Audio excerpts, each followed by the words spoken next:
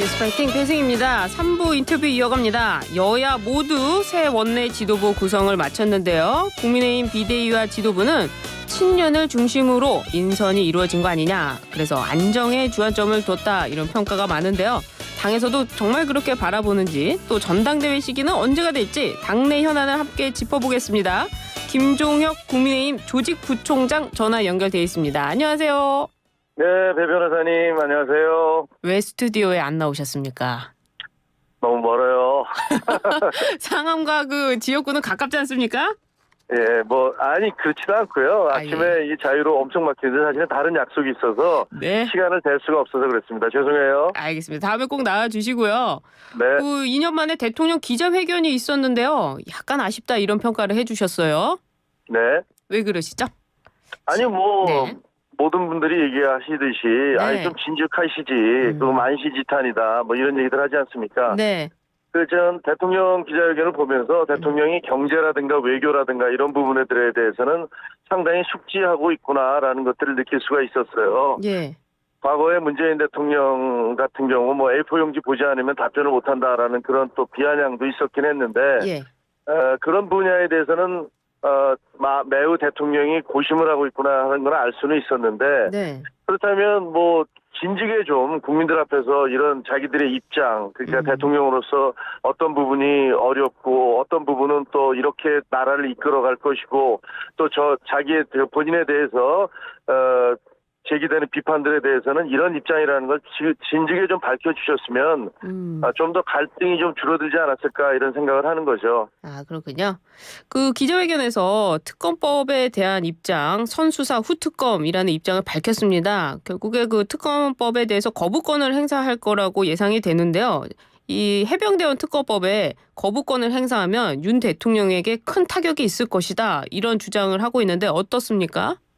이제 야당에서 그렇게 계속 주장해 오시잖아요. 예. 그런데 그 현재 배 변호사님도 아시다시피 특검법의 그 취지는 수사가 제대로 되지 않았을 때 권력의 외압에 의해서 진상을 제대로 밝히지 못했을 때 특검을 임명을 해서 진실을 밝혀내겠다라는 취지 아니겠습니까? 예. 그런데 지금 현재 최상병과 관련해서는 공수처에서 상당히 수사에 피치를 올리고 있고 예.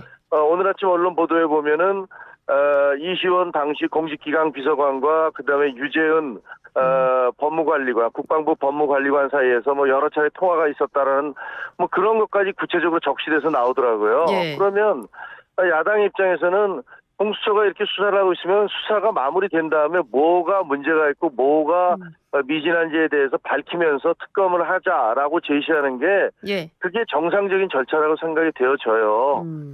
그게 아니면 지금 네. 당장 경찰과 그 공수처에서 하는 자료를 전부 다 특검에게 넘겨라 이런 얘기가 되잖아요. 예. 그렇다면은 그것 자체는 오히려 이 진실 규명에 있어서 시간이 더 끌게 되는 것이고, 네.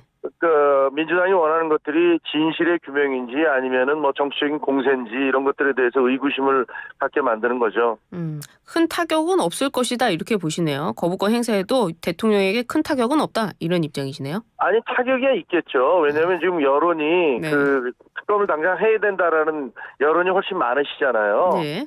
그러니까 야당에서는 특검을 거부할 경우에 거기에 대해서 대대적인 공세를 펼 것이고 그것이 정치적인 부담이 되는 건 부인할 수 없는 사실이죠. 그렇군요. 만약에 이 특검법에 거부권이 행사했을 경우에 이 국민의힘의 이탈표 얼마나 나올 걸로 예상하십니까? 글쎄요. 지금 몇 분이 공식적으로 나는 찬성표를 던지겠다고 말씀을 하셨잖아요. 네. 김웅 의원은 1차 투표 때도 남아서 찬성표를 던지셨고 이상민 의원이라든가 안철수 의원 이분들께서는 제2 요구 때는 나는 찬성하겠다 이렇게 말씀을 하셨기 때문에 네. 적어도 최소한 3표 그리고 그거보다는 좀 더 늘어난 이탈표가 나올 거로 보여지죠. 근데 17표 이상이 나와야 되는데 그래야 이제 그 대통령의 거부권이 무력화되는데 네. 그렇게까지는 가지 않을 거라고 보고요. 하지만 적어도 5표 이상 나오면 그것도 정치적으로는 대통령에게 큰 부담이 되는 건 사실이죠. 아, 그렇습니다. 이탈표 얘기도 나중에 또 한번 해보기로 하고요. 국민의힘 소식 좀 여쭤볼게요.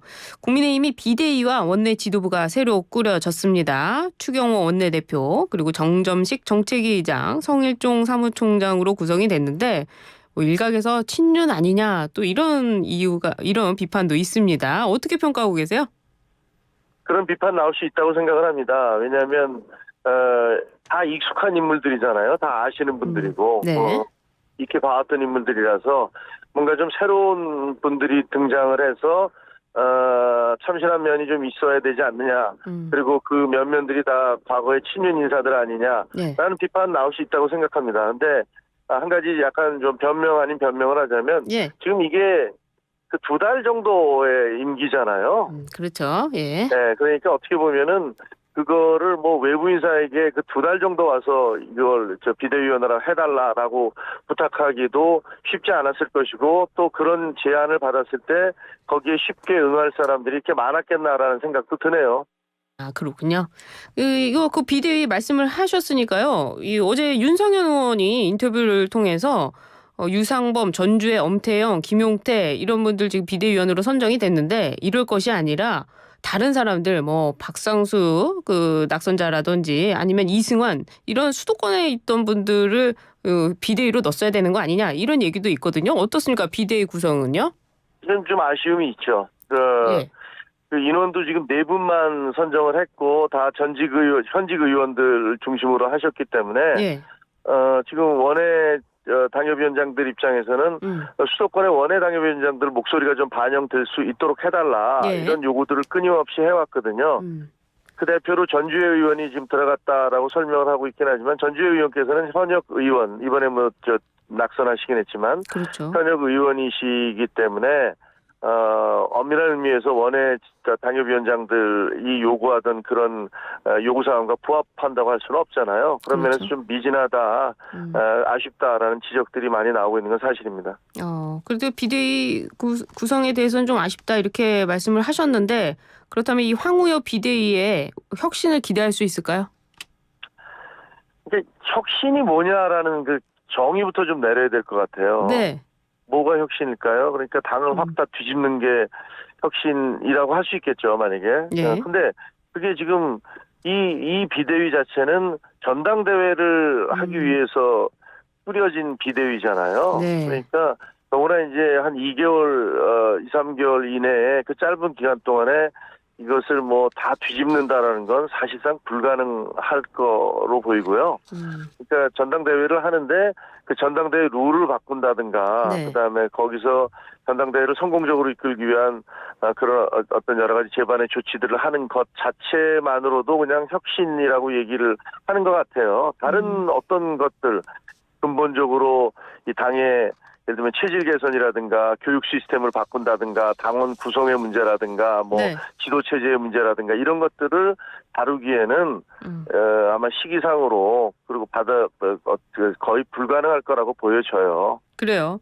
우리 총장님께서 국민의힘은 약으로 치료하기 어려워 대수술이 필요한 중증에 걸려 있다 이런 얘기도 하셨던데요.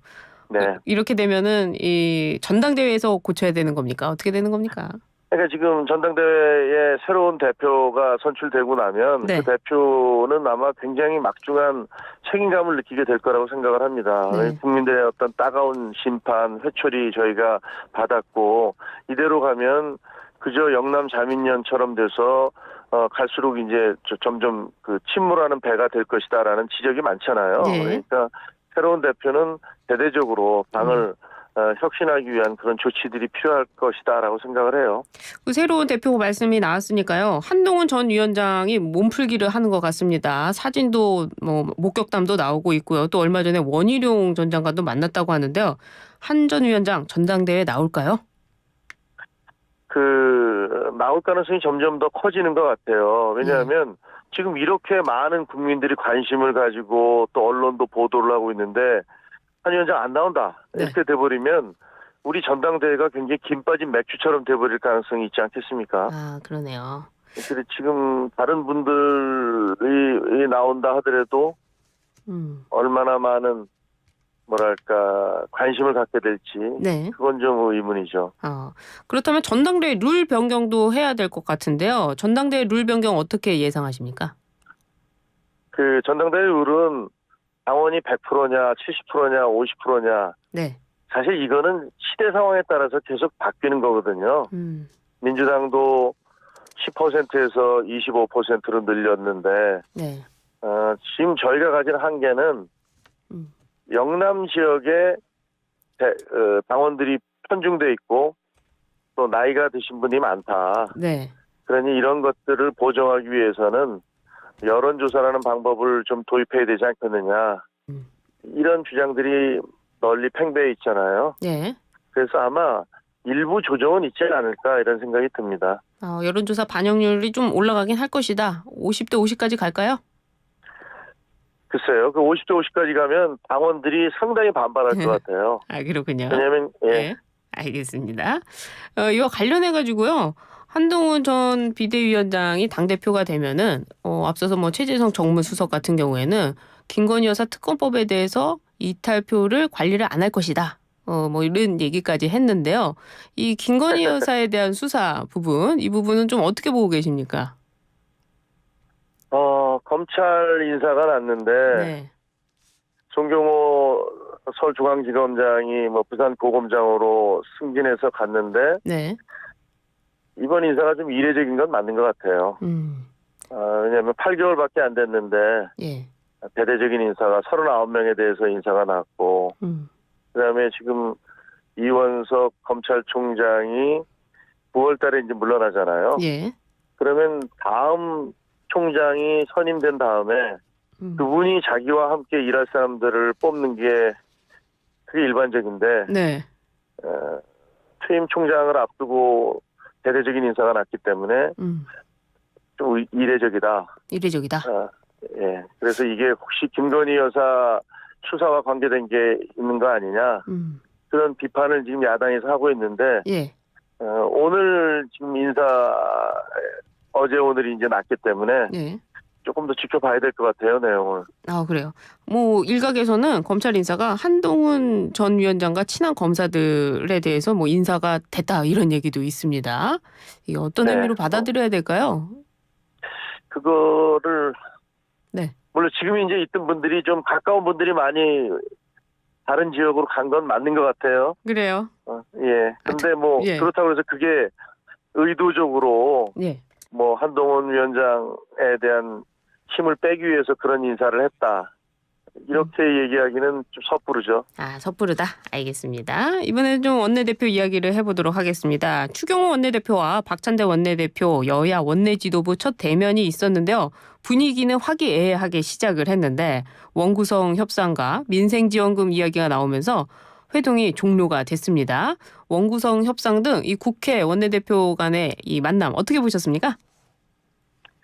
그 뭐 한자 잡담에 네. 부밀복검이라고 하잖아요. 부밀복검. 네. 입에는 꿀을 바르고 속에는 칼을 숨기고 있다. 뭐 여야 원내대표의 협상이라는 게 원래 그런 거 아니겠습니까? 원래 그런 것이다. 민주당에서는 그 국회의장과 그다음에 법사위원장, 운영위원장 이거 다 가져가겠다. 네. 뭐 관례고 뭐고 이렇게 주장하고 있는 거고 저희로서는 절대 그렇게 할 수 없다. 네. 이렇게 맞서고 있는 거니까요. 앞으로 원구성이 이렇게 굉장히 험난할 것 같아요. 그래요. 이 상임위 배분을 두고요. 장경태 의원은 의석 비율대로 11대 7 정도가 바람직하다 이렇게 말하기도 했는데요. 이 상임위 배분 어떻게 돼야 된다고 보세요? 그러니까 배분은 네. 그 어떻게 해도 상관없는데 상관없군요. 예, 어디를 가져가느냐가 중요한 거잖아요. 그렇죠.